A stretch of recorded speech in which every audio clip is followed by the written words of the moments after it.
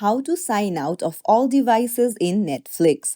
Hey everyone, welcome back to the channel. If you are new here, don't forget to hit the subscribe button and turn on the notification bell to not miss any updates. So let's dive right in. Open up a Netflix app and then go to My Netflix in the bottom right corner of the screen and then go to the three lines in the top right. Now head over to Account.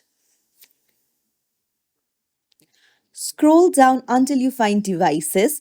Under Devices, go to Access and Devices, and then you will see all of the devices that are currently logged in to this Netflix account. You need to scroll down and then you can see sign out of all devices. You just need to tap on that and confirm it.